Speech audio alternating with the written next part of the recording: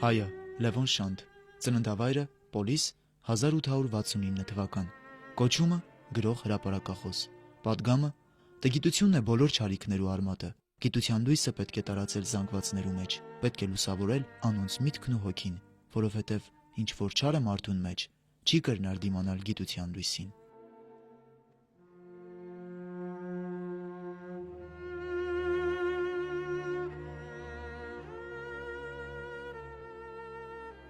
Հայ շնորհաշատ գրող, մանկավարժ, քաղաքական եւ հասարակական գործիչ, Դաշնակցություն կուսակցության նվիրյալ անդամներից մեկը Լևոն Նահաշպետյանը, գրական անունը Լևոն Շանթ, ծնվել է 1869 թվականին Կոստանդնուպոլսում, Գորգավաճառ Սեղբոսի ընտանիքում։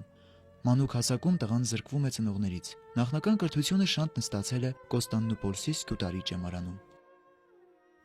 3-4 տարեկան էր Շանթը, երբ հայրը մահացավ, իսկ մայրը Զիբան գրեթե զուրկ տնտեսական որևէ խնդիր լուծելու հմտությունից շատ արագորեն փոշիացնում է Սեղբոսի թողած, Սեղբոսաղայի թողած հարստությունը եւ ստիպված է լինում որդուն թողնել իր քրոջ Մակրուհու տանը։ Հետագայում Սեղբոսյան ազգանով հայտնի Լևոնը պիտի հիշեր, որ 3-4 տարի ապրեցին իր մորաքրոջ տանը, մորաքրոջ ամուսնու աշխատանքի հաշվին։ Ես 11 տարեկան էի, սաստիկ ցանկություն ունեի ուսում առնելու, մեծ մարդ դառնալու։ Մայրս ալ կուզեր ինձ կրթության տալ։ Ես կենթադրեմ, որ շատ կտարապեր, որ միջոց չուներ ինձ կրթության տալու։ Այս պայմաններուն մեջ լրագրության եւ հասարակության մեջ Գևորգյան ճեմարանի մասին պտտող լուրերը հարց առաջ բերավ, որ ես ալ երթամ ճեմարան։ Միշտ խորին հուզումով կհիշեմ, որ քալել չկրծող ոչինչ չունեցող մայրս, որուն միակ մխիթարությունը ես էի, վճռեց զիս Գևորգյան ճեմարան ղրկել։ Ղրկեց եւ քանի ամիս վերջ մեռավ։ Իր մահը երկար տարիներ ծածկեր էին ինձ մեղ։ 1884-1891 թվականներին երիտասարդ Լևոնը կրթությունը շարունակել է Էջմիածնի Գևորգյան ճեմարանում, իսկ 1892-99 թվականներին ուսանել է Լայպցիգի, Յենայի, Մյունխենի համալսարաններում, խորանալով մանկավարժության եւ հոգեբանության մեջ։ Գրվեցա ուսանող մանկավարժության, ասում է Շանթը ինքնակենսագրության մեջ, կենդանաբանություն, բնագիտություն եւ տարագիտություն սորվելու, որոնց մեջ հետզհետե խորանալով ամբողջ աշխարհայացքը սկզգայի, որ նոր ձև կառներ։ Ուսանողության տարիները միաժամանակ ստեղծագործական հասունության տարիներ էին գրողի համար։ 1892-ին Շանթը ստեղծեց իր առաջին հայտնի երկերը՝ Լեռան աղջիկը պոեմը եւ Երազ օրեր վիպակը։ Այնուհետև Դուրսեցիներ, Դարձ, Դերասանուհին, Արցակ երկերը։ 1899-ին Շանթը վերադարձավ Անդրկովկաս եւ ավելի քան 10 տարի դասավանդեց Թիֆլիսի Գալանյան օրիորդաց, այնուհետև Երևանի թեմական դպրոցներում։ Հենց այստեղ Թիֆլիսում նա Հովհաննես Թումանյանի, Ղազարոս Աղայանի, Ավետիք Իսահակյանի, Դերենիկ Դեմիրճյանի եւ Նիկոլ Աղբալյանի հետ միասին հիմնադրեց եւ մասնակցեց Վերնատուն գրական միավորման հավաքույթներին, որոնք կարևոր նշանակություն ունեցան Շանթի հետագա գրական կյանքում։ Երբ Վահան Տերյանի ստեղծագործության առաջին անգամ ծանոթանում են եւ Թումանյանը ուզում է, որ նրան էլ դարձնեն Վերնատան անդամ, Շանթը նամակ է գրում Թումանյանին եւ ասում է. «Տես թե ինչպիսի մարդ է, միայն գրող լինելը քիչ է, եթե լավն է, մեզ արժանի է, ապա մկրտեցեք, ես համաձայն եմ»։ Վերնատանը մեր խոսակցություններու նյութ կդառնար հայ լեզուն, հայ ժողովրդական գրականությունը, այս նյութերը շատ կսիրեինք։ Երբ լուրջ մասը կավարտեինք, մեջ կուգար ընթրիքը, արդեն կես գիշերին, ուր մյուս բարիքներունքով գինին ու խորոված անպակաս էր։ Հովհաննեսի տանը չնայելով քրոնիկ դրամական նեղդրության, սեղանի վրա ոչինչ պակաս չէր անգամ։ Մինչև հիմա սիրով ու կարոտով կհիշեմ իմ գրական ընկերներուս հետ անցուցած այդ տաք իրիկունները։ Լևոն Նահաշպետյանը 1903 թվականին Լոզանում ծանոթանում է Ջավահիր Ներսիսյանին։ Սա Շամախեցի իր ժամանակի համար շատ բարձր կրթություն ստացած կին էր Ջավահիր Ներսիսյանը, որի եւ Շանթի միջև արդեն 34-ամյա գրողի միջև ստեղծվում է մտերմական կապ, որը նույն թվականի աշնանը ավարտվում է ամուսնությամբ, Շանթը ստեղծում է իր ընտանիքը, առավել ծանրացնելով իր նյութական վիճակը։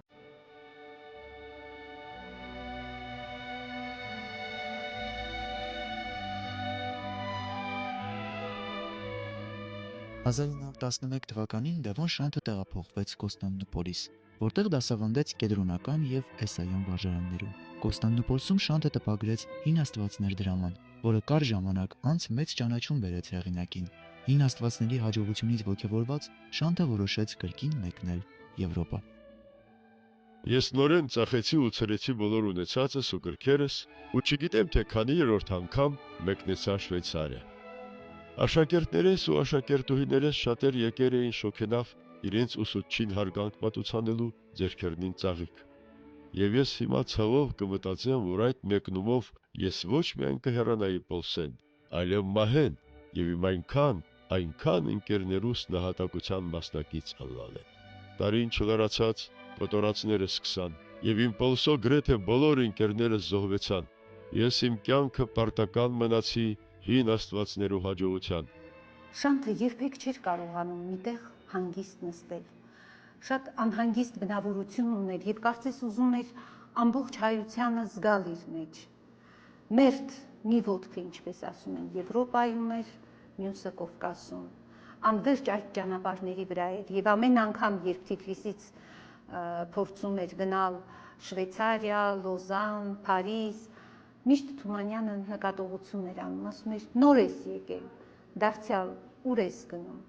բայց չէր կարողանում, նրա սիրտը Եվրոպայում էր, ինչպես Թումանյանն էր ասում, միտքը սիրտը Եվրոպայում է, բայց ինքը իր ողջ էությամբ Կովկասում է։ 1915 թվականից Լևոն Շանթը ապրեց Եվրոպայում, իսկ 1919-ին վերադարձավ Անդրկովկաս։ Նույն թվականին Շանթը Փարիզում մասնակցեց Պողոս Նուբարի եւ Ավետիս Ահարոնյանի գլխավորած պատվիրակությունների աշխատանքներին։ Նրան տեսնում ենք 1916-17 թվականների Կովկասյան թողուբոյի մեջ, ուր մասնակցում են հայկական զանազան հանձնախմբերի աշխատանքների, ապա Հայաստանի 1918 թվականի անկախության շրջանին նա մեծ հետաքրքրություն է ցուցաբերում պետական աշխատանքների նկատմամբ։ 1919 թվականին, երբ Հոյդաբյուրոյի հանձնարարությամբ կազմվում էր Հայաստանի առաջին հանրապետության խորհրդարանի դաշնակցական падգամավորների ցուցակը, հանձնախմբի անդամներից ոմանք այն կարծիքին էին, որ Շանթին պետք է, այսպես ասած, խնայել եւ ազատ թողնել խորհրդարանական աշխատանքներից։ Թող մնա իր մթնոլորտում, գրականության համար։ Քաղաքական ասպարեզը Շանթի տեղը չէ։ Այսպիսի կարծիք էին հայտնում շատերը։ Սակայն համազգային արգանքի եւ պատվի արժանացած գրողը դարձավ Հայաստանի Անդրանիկ խորհրդարանի անդամ։ Հետագայում, ինչպես Սիմոն Վրացյանն է գրում, կյանքը ցույց տվեց, որ Շանթը միայն գրող եւ ուսուցիչ չէր։ Շուտով նա դարձավ խորհրդարանի նախագահներից մեկը։ Որպես խորհրդարանական գործիչ եւ խորհրդարանի ղեկավար, նա ցույց տվեց ծայրահեղ պարտաճանաչություն ու բծախնդրություն դեպի իր պաշտոնը։ Նախագահական աթոռի վրա հանդիսավոր կեցվածքով նրա հետ կարող էր մրցել միայն Սիրական Տիգրանյանը։ Նախագահելիս Շանթը կարծես այլակերպվում էր, համակ լրջություն, անաչառ ու բարեխիղճ վերաբերմունք ամենքի հանդեպ, կուսակից թե հակառակորդ, օրենքի ու կարգի խիստ պաշտպանություն։ Այսպես է բնութագրում Շանթի խորհրդարանական գործունեությունը Սիմոն Վրացյանը։ Անցա Երևան 1919-ի դեկտեմբերի վերջին օրերը։ Պարլամենտին կնախագահեր Հայր Աբրահամը, որքանի մօրեն պիտի մեկներ Թիֆլիս, ինձ հանձնելով պարլամենտի նախագահությունը։ Նոր տարվան տոներուն ինձ վրա մնաց նախագահին կողմէ կատարվելիք ընդունելությանց արարողությունը, որ իմ հոգիից չհարմարող այս գործերուն ինչքան անհարմար կզգայի։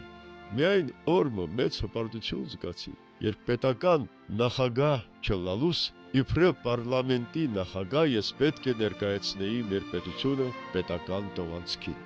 երբ մեր գունդերը իրենց դրոշակներով, մեր թնդանոթները իրենց աղմուկով, բարևով կանցնեին արջևես, եւ ես պետք է առնեի իրենց բարևը, պետք է խոստովանիմ, որ խիստ հուզված էի։ Նյութական սոսկալի վիճակում գտնվող Շանթը Երևանում գրեթե անհնարին պայմաններում երկնում է իր առաջին դրաման Հին Աստվածներ իբրև գլուխգործոց։ Պիտի ասել, որ հայ գրականության մեջ շատ այն եզակի երևույթներից մեկն էր, որի դրամաները ըստ էության գրվում էին, ինչպես ինքն էր վկայում, ընթերցումի համար, ոչ թե բեմականացնելու համար։ Պատճառը թերևս դա է եղել, որ Շանթի ստեղծագործությունների բեմականացմանը ինքը հեղինակը ոչ միայն չի մասնակցել, այլև բոլորովին չի հետաքրքրվել, պնդելով, որ ինքը գրել է տվել ընթերցողին։ Կբեմականացնեն, ինչպես կմեկնաբանեն, իրեն քիչ է հետաքրքրում։ Ժամանակակիցների հուշերում կարդում ենք, որ Շանթին արևմտահայ ընկերները համարելով իրենց ներկայացուցիչը, ցանկություն էին հայտնել, որ նրան հանձնվի հանրային կրթության նախարարությունը։ Պատմում են, որ Շանթը մերժել է, վնասակար համարելով արևմտահայ արևելահայ հարցի արծարծումը։ Ինչ որ մեր թշնամիները ստեղծել են մեր մեջ, առաջ բերելով բաժանումներ, պետք չէ, որ մեր կողմից էլ օրինականացվի ու խորացվի։ Ինչ արևմտահայ, ինչ արևելահայ, միայն հայը բավական չէ, մարդը փնտրեցեք, անհատի արժեքը գործի համար եւ ոչ թե ծննդավայրը։ Եզրափակել է իր խոսքը Լևոն Շանթը, հրաժարվելով նախարարի պաշտոնից։ Լևոն Շանթի դիբարը պաստորեն օրինագելի համահայկական դիբարն է, որում մենք այսօր շատ պետք ունենք։ Լևոն Շանթին կարևմուդահայ էր, բոլսահայ պաստորեն, գազմավորված Էջմիածնի մեջ, Գևորգյան ջեմարանի մեջ, այսինքն արևմուդահայ, որ ստացավ նաև արևելահայ շիջուկ, վերադառնալով արևմուտքի մեջ, ուրեմն ինքը պաստորեն երկուքն էր, ինքը համատրյալ հայն էր։ Համեստ մարդիկ անոնք են, որոնք հոգեկան կարիքը չեն զգար արտաքին հենարաններում, որովհետև ներքնապես գոհացած են։ Եթե կուզեք, բուն հպարտները իրենց արժեքին գիտակից եւ այդ արժեքով գոհացած համեստներն են։ Ինչու հպարտություն պիտի ծախե մեկը, որ ներքին աշխարհը ունի, ներքին հարստությունը։ Հոգեպես աղքատներն են, որ հպարտանքի ցուցադրական արտահայտություններուն մեջ կորոնեն իրենց ճանաչածը, իրենց ինքնամխիթարությունը։ Հինաստվածների հիվանդ ժամանակ է գրել Լևոն Շանթը, երբ բժիշկը նրան արգելեց տանից դուրս գալ եւ բարեբախտություն եղավ այդ հիվանդությունը հայ գրականության համար, երբ ստեղծվեց այդքան անզուգական եւ հրաշալի մի ստեղծագործություն։ 1920 թվականի ամռանը Լևոն Շանթը գլխավորեց խորհրդային Ռուսաստանի հետ բանակցելու համար Մոսկվա մեկնած Հայաստանի Հանրապետության պատվիրակությունը։ Շանթի այդ առաքելությունը Հայաստանի առաջին հանրապետության պատմության կարևոր դրվագներից է։ Ժամանակակիցների հուշերում կարդում ենք, որ Մոսկվայից վերադառնալուց հետո Շանթը շատ էր փոխվել։ Արտաքնապես պահում էր նախկին աշխուժությունը, սակայն մեջը մի բան կոտրվել էր։ Դարձել էր մտախոհ, ավելի լսում էր, քան խոսում։ Առանձնապես ծանր են ազդել նրա վրա հայ-թուրքական պատերազմը եւ Մոսկվայի ներկայացուցիչ Լեգրանի խաբեությունները։ Դաշնակցության նվիրյալ գործիչ Սիմոն Վրացյանը հիշում է. Հայաստանի խորհրդայնացման թողոբոհին ես համարյա առիթ չունեցա նրա հետ մտերմորեն խոսելու եւ բացի ժողովրդական արտահայտություններից, ուր նա անհողդողդ պաշտպան էր անկախության եւ հակառակորդ բոլշևիկների, չեմ կարող ասել, թե ինչ ապրումներ ուներ։ Տարապում էր անշուշտ, ինչպես տարապում էին ամենքը, բայց մեկ օր նրա բերանից չլսեցի հուսահատության կամ դժգոհության խոսքեր։ Արտաքնապես միշտ անհույզ էր, չափի ու կշռի մարդ, պաղարյուն ու անխրով։ Ներսը ինչ կար, ինչ փոթորիկներ որ դովում էին նրա հոգեկան անդորությունը, ոչ ոք չէր կարող ասել։ Նրա ներքին աշխարհը փակ էր դրսեցիների առջև։ Հայաստանի խորհրդայնացումից հետո, երբ հեղկոմի շնորհիվ Երևանում վիճակը ել ավելի ծանրացավ, Շանթը փակվեց իր սենյակում եւ այլևս դուրս չէր գալիս։ Ոչ ոք չգիտեր, թե Շանթն ինչ է անում, ինչով է զբաղված։ Միայն ամիսներ անց պարզ դարձավ, որ այդ ընթացքում նա ավարտել է իր շղթայվածը։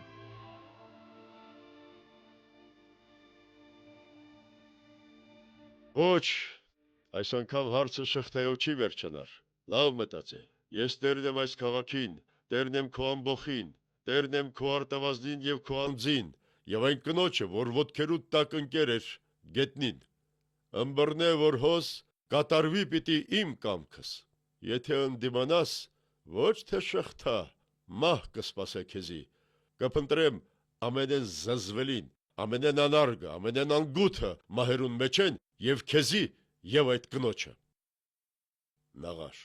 Եթե կուզեք, որ փրթին ձեր բոլոր շղթաները, եթե կուզեք, որ փրթին ձեր բոլորի շղթաները, ընկճեցեք այդ բռնակալը, որ կտիրե ձեզ մե ամեն մեկուն կուրծքին տակ, մերցուցեք ձեր միջի բռնակալը։ Ին աստվածների առաջադրած առեղծվածը մնում է այսօր իբրև առեղծված։ Շանթը հմուտ հոգեբանի նման կարողացել է թափանցել մարդու ներաշխարհը։ Նա կարողացել է մարդագիտաբար քննել մարդու ներքին բաղադրությունը։ Այն, թե ինչպես է մարդը փորձանում հրաժարվել իր նախաստեղծ կամ արքետիպային վիճակից։ Դուրս է գալիս ձեռք բերելու համար նոր հասարակության կողմից պարտադրված վիճակ եւ ապա նահանջում այդ վիճակից փորձ անելով վերադառնալ իր արքետիպին կամ գոնե պարտադրվում է նրա վերադարձը արքետիպին։ Այսինքն նախասկզնատիպի մարդը, նախաստեղծ մարդը, աստվածաստեղծ մարդը իր մեջ ունի մարդկային այնպիսի գծեր եւ բնավորության այնպիսի դրսևորման կերպեր, որից ինքը հրաժարվել պարզապես չի կարող կամ հրաժարվելու դեպքում անպայման ապրում է ծանրագույն դրամը։ Այո, իշխանուհի, բախտավոր բան է կառուցելը, մանավանդ տաճարը, որ քո Աստվածդ է բնակել։ Որսի։ Կյանքիս ամենեն քաղցր վարքյաններն են եղած, երբ մենք միասին դեմ-դեմի նստած մեր երևակայության մեջ ստեղծել, կառուցել ենք այդ շենքը։ Այո, կյանքիս ամենակաղցր վարքյանները։ Ինչու աչքդ գետին գծքես։ Ոչ, պետք չէ որ գետին ձգես։ Ես միշտ շիդակ եմ նայել ամենուն երեսին եւ գուզեմ որ ամենքն որոնց հանդեպում սրտիս խորկահարգանք ունիմ, շիդակ նայեն իմ երեսին։ Ես պատճառ չունիմ ոչ մեկուն արջև աչքերս գետին ձգելու։ Բայց ճշմարտությունն է, որ ես ու դուն կվախնանք մեկ-մեկու աչքի մեջ խոր ու շիդակ նայելու։ Իշխանուհի։ Թող մինչև երբ ալլեցվեր է բաժակը, ինձի համար սաստիկ ծանր ադիկա ու վիրավորիչ, ինչու, ինչ մեղք ենք գործել։ Իշխանուհին թող ինձ ներե պիտի մեկնի։ Ոչ այսուր, մի փախչիր, և ինչ հոգուտ փախուստը, դուն քու հոգի հետ չես կրնար փախչիր։ Թերթերում լինում էին հոդվածներ, որ ընտանիքները բաժանվում էին միմյանցից, ամուսինները բաժանվում էին շանթիստների եւ ոչ շանթիստների։ Կային լրագրերում դեպքեր, որ այս ընտանիքը հասել է բաժանության եզրին, որովհետև ամուսինը պաշտպանում է հին աստվածները, իսկ ահագինը չի պաշտպանում կամ հակառակը։ Եվ շանթին, որն այդ պահին պոլսում էր եւ այնտեղ դասավանդում էր Եսայան Սանուց ընկերության աղջիկների դպրոցում, երբ շանթին հարց են տալիս, թե դու գիտես ինչ է կատարվում Կովկասում, եւ միանգամից նրան հանձնում են Թիֆլիսի բոլոր թերթերը, Շանթն ասում է ես ու կինս Ջավահիր Ներսիսյան ամբողջ գիշեր կարդացինք եւ ասում է ինձ համար էլ անսպասելի էր այդպիսի ընդունելությունը հին աստվածների։ 1920 թվականին խորհրդայնացված Հայաստանում բոլշևիկները անհանդուրժելի մթնոլորտ ստեղծեցին։ Բազմաթիվ մտավորականների հետ միասին բանտարկում են նաև Լևոն Շանթին։ Փետրվարյան համաժողովրդական ապստամբության շնորհիվ միայն անվանի գրողն ու ընկերները հրաշքով փրկվեցին։ Լևոն Շանթը մեկնեց Եվրոպա։ Ահ, տվեք ինձ ուժ երկնային, ուժ անսահման ու անզուսպ, միտքս հլու նորաթափին, երկին թրջի թող ընդཐուփ։ Երբ նամարի ես դառնամ շանթ ու ամպերեն դուրս սողամ, մութ երկնի տակ ահեղաճայթ վազեմ փառքով անսահման։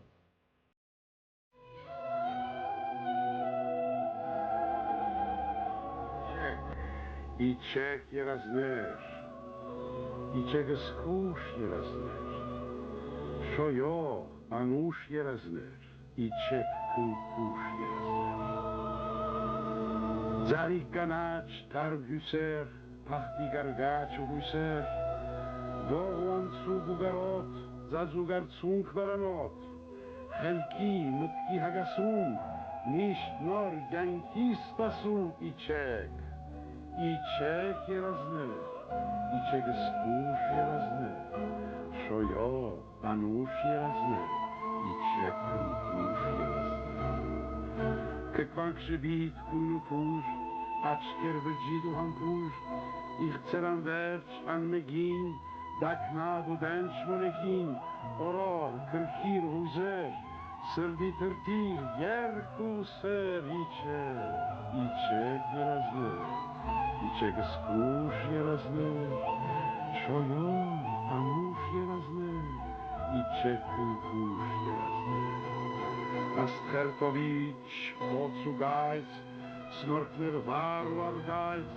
Հավադուժի մեծության Արքի, կյանքի, քոյության Շրիտ, ընտյուր, լվարդանք Իմաստություն, ջուր բաղրանք Իչե